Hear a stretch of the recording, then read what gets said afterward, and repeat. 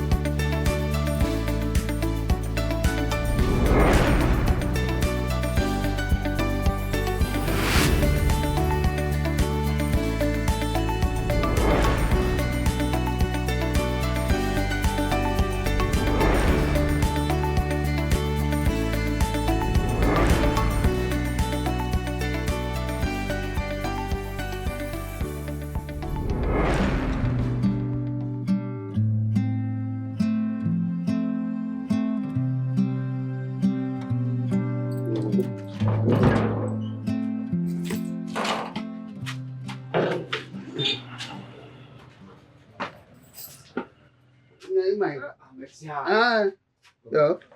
Roman le lo ne be George na mo. E no am ko be eh. Egbon do banyan. Na ya mo nu ada fa to do ko yo la. Ama yo petiano yi. Eji ko bi la. Susukali. Mako mala. E kwe. Ton. Ya, de ba sasani ni. Sa deni kri. E ye wo to fiti ai. Oh, Kra hagban. kragba. E bele ni. Oh, makona ko bladre. Mbagban fifie ti me na ekran giga dareji awo di chargeur apeblave 20 000. Enu ne gira do fia akpa la favela. Ofo 20 000. Ala ba mu ma delencho. E fi me na chargeur giga na ya 20 000. Non apeblave. Nyao. Kibeni ya ole yo 20 000. Ni nyi fi abe ko to ko ma ton alo. Basi o akai na utro manala. Utro mi adogo. Susuka utro mi adogo la. Sia. Susukali. Me yo to ko no sigbele na me. On to poga yo yo. 5 000. Me Ko vi quoi? 5 000. Me propose ni nyina ni kole ni agbala si na nyeme ya. Ya 20 000. Kramo yu no chargeur hamele ngwanchiwa. Fi me na chargeur jiga ya. Chargeur man le ngwanchiure. Amecha de chargeur to ere. Vamlan. Enu yo pete le ko me chene ma ple ma ko pere chargeur akokpere monchi no je ma akọ no re. Mama glono ngama do yon. Poussez. Allô. Ayi ba. Ya. Enseignant. Susukali. Oh là. Business totore. Vivitime benona. Yene ne mai. Emi e kra gbagba ya derafide. Ekra jo gbani. Poussez. Doma, wa nko mare ngado. Aha. Poussez. Bia. Do direct. Bagayen, ça kunani. 120 000. 120. Wana ko ndo ve ko ndo ko no. Ponu ke sova na oto 10 000 o nyale ke mo na business euro. On to ja de me plega ajra 40 000. Ah. Nga Bon, maman a 10 000 de 50 000. Non, mais gadji ou pas? Notez. 80. Ah, voilà. De me daguer. Et nous qui me sauvons, on qui on tourne à Bena, il y a une monnaie à faire nous. On à son coup, Manyala, comment on a 40 000? Je me le dis pas, Gayo. 80 000 las. Comment on veut m'avoir? Comment on veut quoi? Quoi veut voir? Il y a mal de finalement à 10 000 de noix. 80 000 las. C'est quand il y a quoi? C'est quand il y a là. Comment on peut nous? Bon. Oui, toi. Mais il y a le deuxième, mais le troisième, mais quatrième, cinquième, mais le sixième, septième, mais il y a un vasi, mais il y a un son toto, un vasi, mais il y a un son aveugle, babana, son vasi. Il y a comme le combien.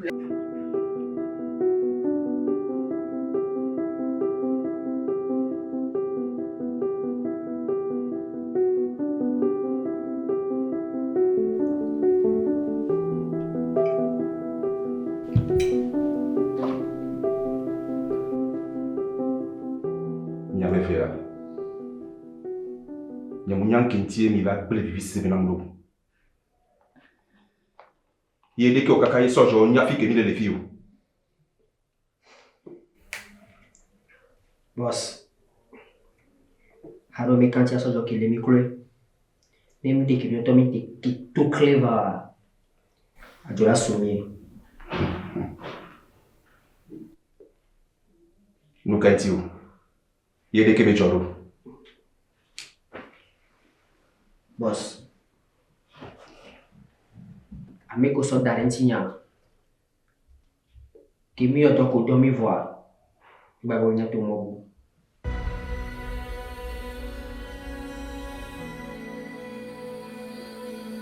Emeka.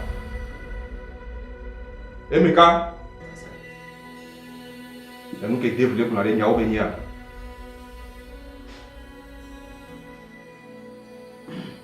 Benya ou benima. Mule tepeu. Kimito ou troia. Nunca ni hengboya. 50 000. 50 000 de mista potable. Ok, monsieur Ramassa. Ne dio ya rekwesio. E toque ni outro ya.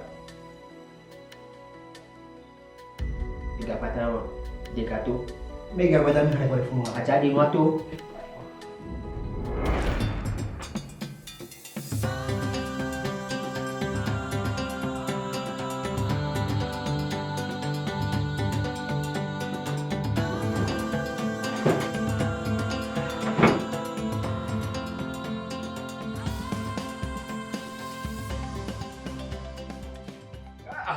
Así o señores. Nele que hace vea correr, le no no daño. Ah, tu gbogbo mo le ore. Caramba, pona te porque vai nyele te o feo. Ah, El no va los saison que yo malo. moi gbogbo mo le ore. Vous. Allô. Vous.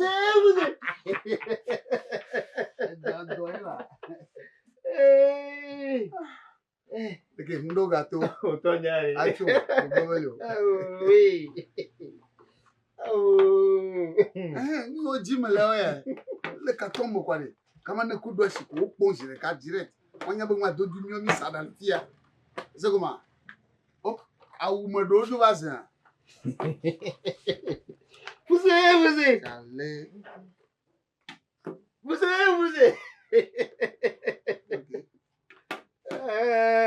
Ya wa o sun ye yo.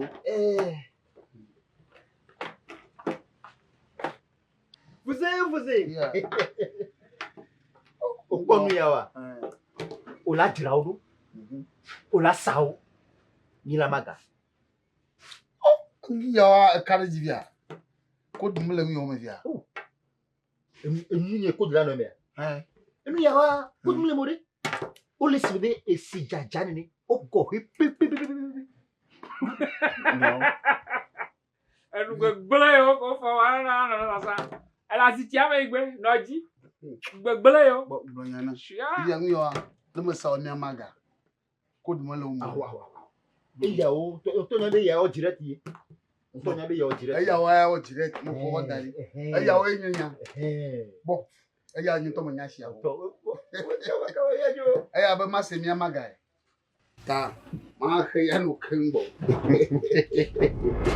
Noi mati trovo chale di giatu. Jika mi ona jadi pezi atura. La sua ya chini kujino vinya. Emeka. Masa. Zina mu yomo. Masa hivi. Wala de tu alo ma de tu. Masa gari kumbai boyo. Gakili yang lekole wa.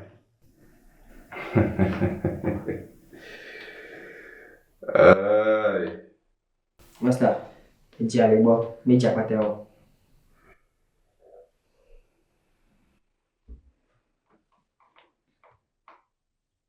Njano mon popo de capé njano fi jentolo. Num de ka wanto fi jentolo wa. Maga ko don kusuko.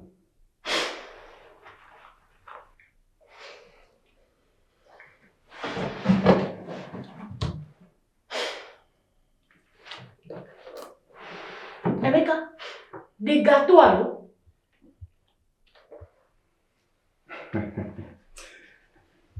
Emeka.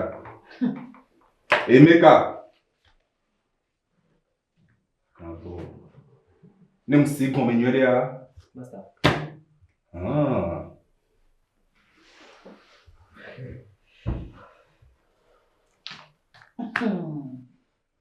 Nem si come nyoria. O le doit sur le business nyeme. Et nyeme business le doit sur le me.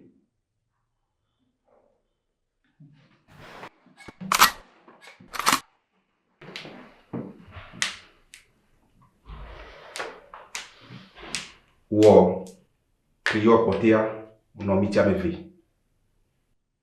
Wo priyo potea au chego. O maone ni. El na yo kon ke wa. O le kwa fu biam ke wa. E di la po ga le me dia di. A joke ni ko mi do wa. O le no ha.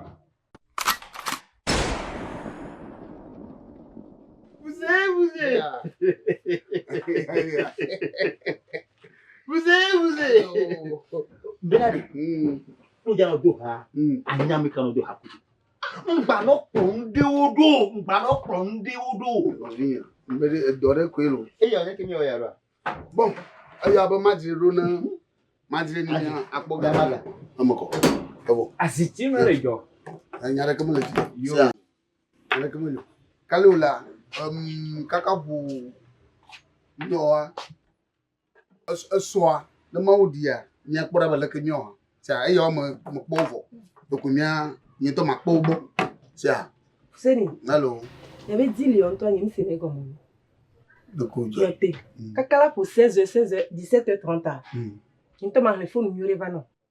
propre ndo Oh, kale dîner. amuga vaga mo va 21h kaka pour ga chile ke ku fanga womo zama anva ça Elle a nous. ala nyu Au kale dia. au ye klo be nyae ala nyu ça ala nyu anyu na va kabalo donc tout Dieu bon ka ale ngale via ka nya dogwe asia Vous allo nya di avance na mili o di. aya ni mo ko nwa hadewa On kare jinya. yo merci gaya kote malo Fuseni, allo Fuseni. ha Chocho ike va ikea. Kontora rokobele ke jonganganga. Nam gane me afle credit deme. anyo ontokpo gama miama mo couple mu yawe mandira na nyakpo ngbo achore gbo ke utra achwa na ma akoga no na ba hefa Enwa to jokeke chocho ike va ike. Nyaga ziro bikaka cho ike gbona. mande ke ogori Nejo tivoa. kata na menya do no ko no yi wo Nyɔnu adodo wa de. Dɔmenuwo nyo na. Yi to ma kpɔ nya.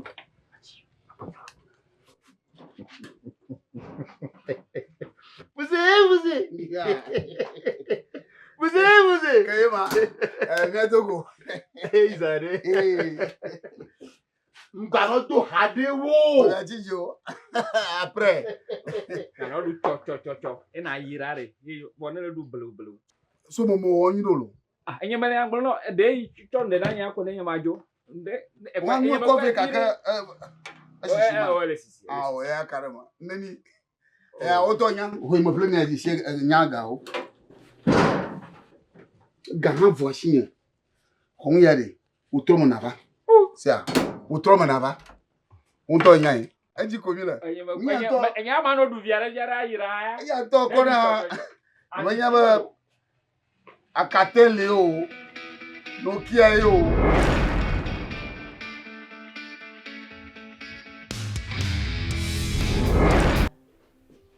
Soy pedia, e New York kinya, e wala na sena. Ya ke no sena ma. Msenu bébé. O sena ma. Msenu là. Nyamable o afiko promi ya. Promi te pedidire. La me pona.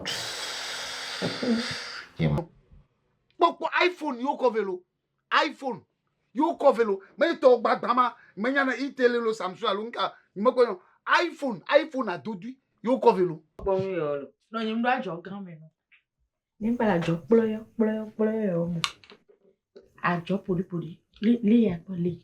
Bella mbe Swallow kike bole. komo Mbe swallow le ma. kembia wema.